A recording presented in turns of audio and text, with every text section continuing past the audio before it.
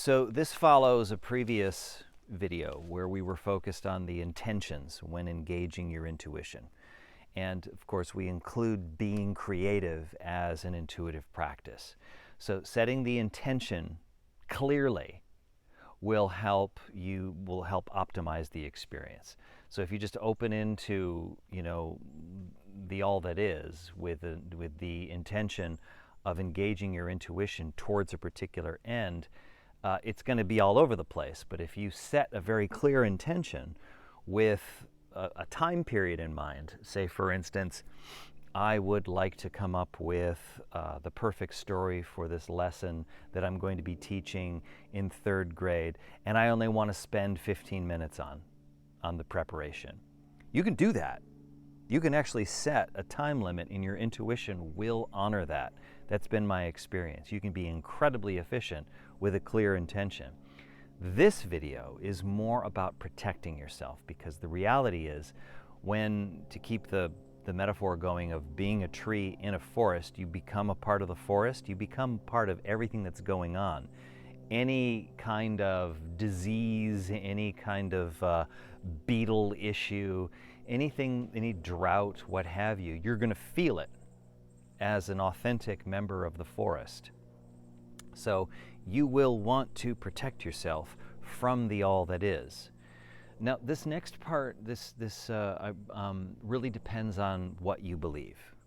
So if you believe that there is such a thing as like negative energy or forces that don't have your well-being as a priority, then when you have an intuitive practice, you make yourself available to that kind of, dark energy.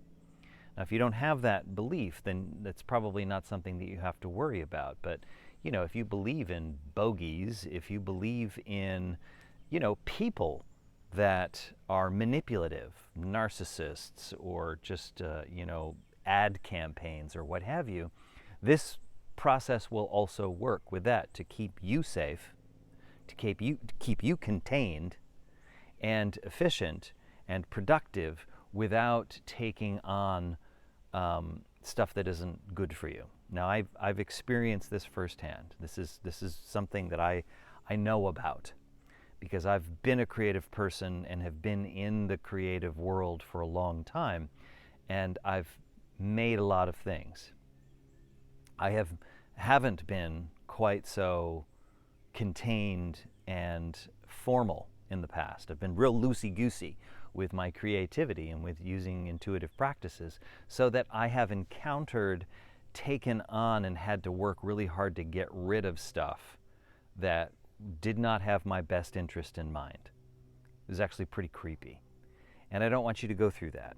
So here are 2 things that you can do that would be effective. Now I'm all... here are some things that you can do that would be effective ways to clean. There is a full reset that you could do, but you need to get the mini book for that or read the blog post on that. The reset's a little different than what I'm going to bring you right now. But the idea is that you're going to bathe yourself in white light. That is the primary way of cleaning.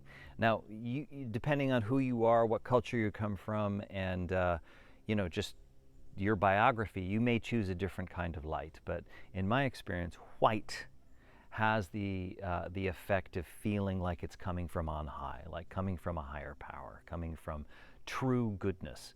And so when I bathe myself in white light, I really do experience that all the bogeys, all the negative stuff is burned off.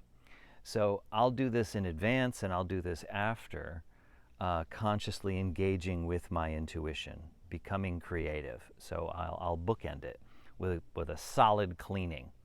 So it's an imagination. So what you can do is just close your eyes and literally imagine a white light either coming from your heart or coming from above you, and just moving through your whole body. Sometimes I'll do it in a chakral way, where I'll imagine white in the red in the root, and then orange in the sacrum. yellow in the solar plexus, green in the heart, blue in the throat, purple in the third eye, and then violet, or just pure white on the crown. And I'll add white light to it. So essentially, I'll move from the base and work my way up with white light, so that I myself become a creature of white light, and all around me is white light. And when I finish this, when I move from the base all the way to the top and it's just white, I feel clean. And feeling clean, in my experience, means that I have cleaned out. So I encourage you to try that. There are other practices that you can do that I mentioned that are in different blog posts, or you can find it in other Substacks, or if you want the whole kit and caboodle, get the mini book on, it's called Blue Outreach, where we're at the stage in the intuitive storytelling process where we have established ourselves, in the world with it works according to the 7 chakras, of what makes us feel unsafe or unsteady, and then where we get the resources and energy to take that on with a powerful, transformative, intuitive story. The stories that we're working with right now that we believe to be true, either about ourselves, our identity, or the world on whole. And then the pivot point is the green. And that's where we move from a tree as an individual, I am me, to I am a part of all that is. So I am all that is, as well as being an individual. It's a real cool pivot point. And in these videos, it's in the throat, where we are reaching out to all that is, to a higher power, to God, to angels, to fairies, to aliens, to our ancestors, to the depths of our subconscious, whatever something is bigger than you, reaching out to that with clear intention and with safeguards and protections. And then we'll go into actually dialoguing with it in future videos through the purple, and then actually feeling the gratitude and that just sort of, for me, that serenity that comes knowing deeply that I am cared for, that I am a part of all of this, and I'm not alone. And that's what we'll get with the crown. So try the white light. Do it at least once a day, if not several times a day, whenever you're being creative or intuitive. And then seek out the other exercises in either the book or the blog posts. And I look forward to hearing your experience.